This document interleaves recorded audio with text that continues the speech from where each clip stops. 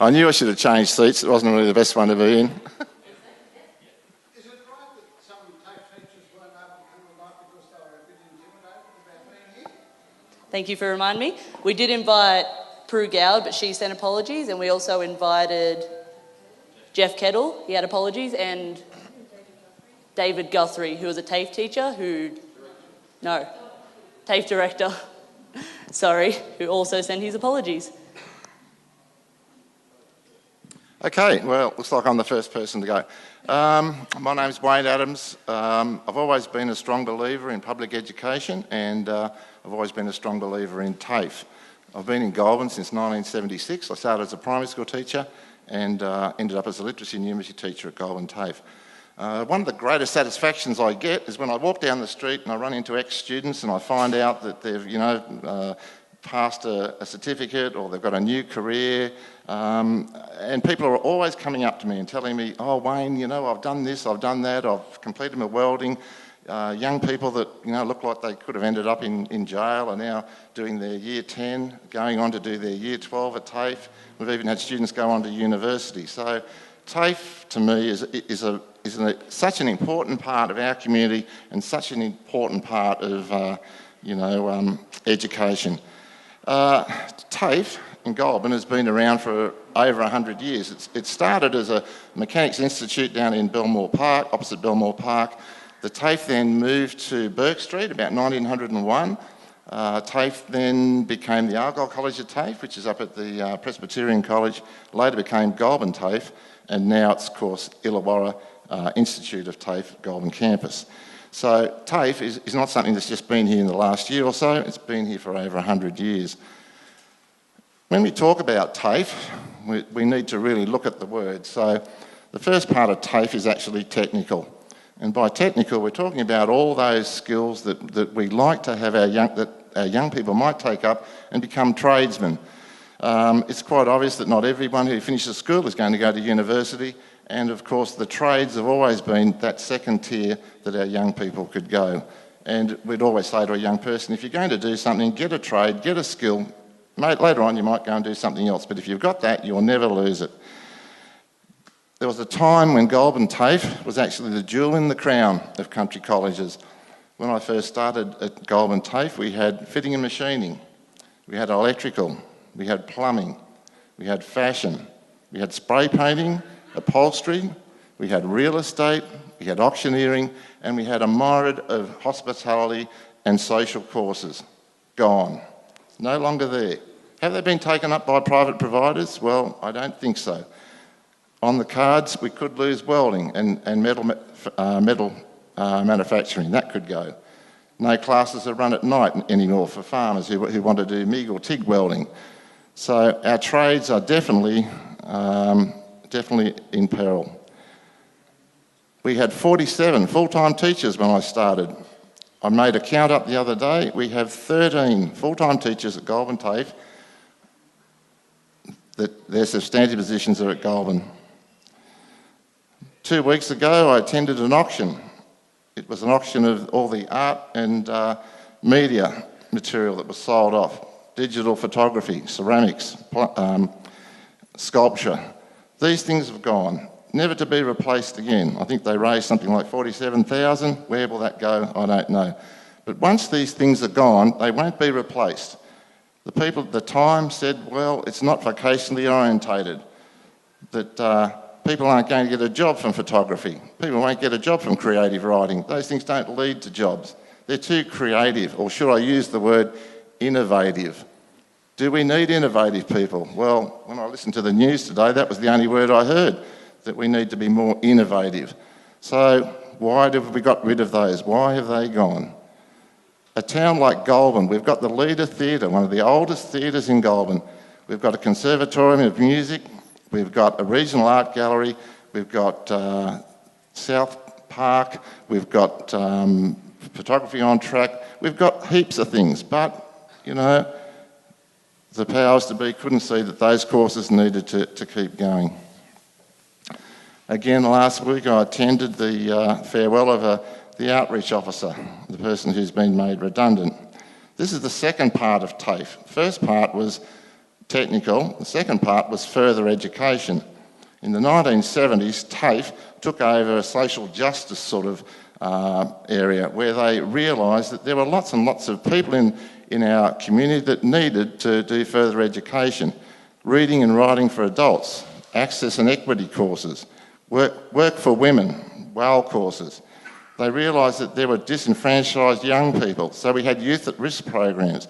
All these programs targeted those people in our community that needed a second chance education. And I was a great believer in all my years that this is what TAFE was really about. This was the second tier of TAFE. So those programs have gone. Were they successful? They were terribly successful. They were absolutely successful. Last year, the outreach officer ran a Skills for Work and Training. 75 unemployed young people completed their Certificate 2 for work and skills. 20% of those students got a job. I see them downtown. They come up to me and say, "Oh, Wayne, I've got a job. I'm working up at the abattoirs. I'm doing this, I'm doing that." But that course is gone, never to be replaced. For 30 years we had that outreach, that's gone. We had an officer who looked after the jail, Goulburn Jail, biggest jail in New South Wales. That position's gone, it's been transferred to Wollongong. 3,500 hours of teaching per year was looked after by Goulburn TAFE. I don't know what's happening now at the moment, we haven't been able to find out, but I don't think that that's been taken care of. So that's directly affecting Goulburn. You know, the jail is not in Wollongong. Goulburn also looks after Cooma Jail. There was an enrolment problem, and of course to save money because of the new business approach to TAFE, online enrolment, the powers to be had failed to realise that the people in the jail didn't have access to a computer, so they couldn't enrol. Another example of a business proposition that hasn't worked. It's hard to be positive, and I don't wish to be negative, but I do believe that if we don't stand up and we try and do something, that we're going to lose our TAFE, or it's not going to be the TAFE that we realised.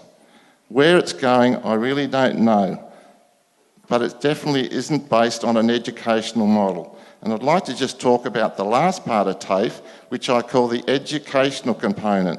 When we send children to school, we want them to get a better education. When people come to Australia, they come here because they say, "I'd like to get a better education."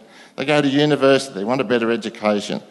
But TAFE now is all about training, technical and further training. We've taken out the education part. We just want to give people those skills. Everything is about work. But what they don't realise is that people need more than that. We need to empower some people so that they can get work.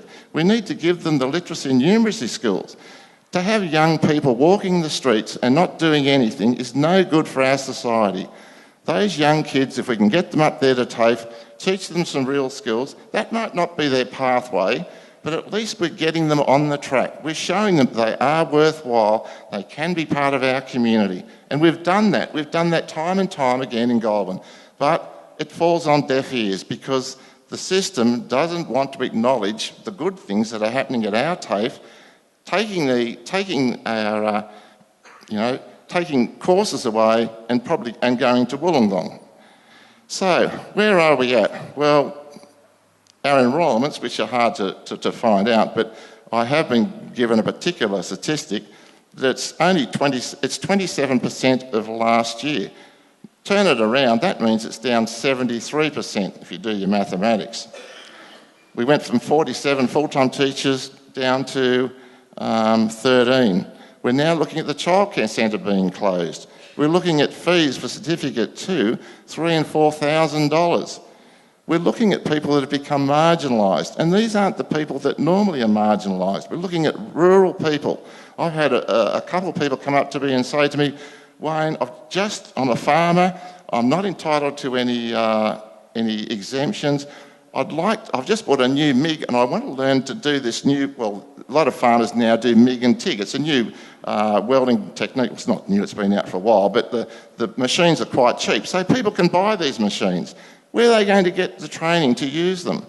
There aren't any courses run at night at Goulburn TAFE for welding. So that whole range of the farming community who would like to mend their farm gates or learn some of the basic skills of engineering, they're gone. I think there's only 4 hours of engineering being carried out at TAFE at the moment, and that's for the high school kids. So, you know, it's you know, and I am so upset because I feel this is our money, this is our community, taxpayers' money. You know, everyone has a right to go to TAFE, everyone has a right to improve themselves, and it's our youth. We have an absolute right to look after our youth. They're the ones that are going to take over.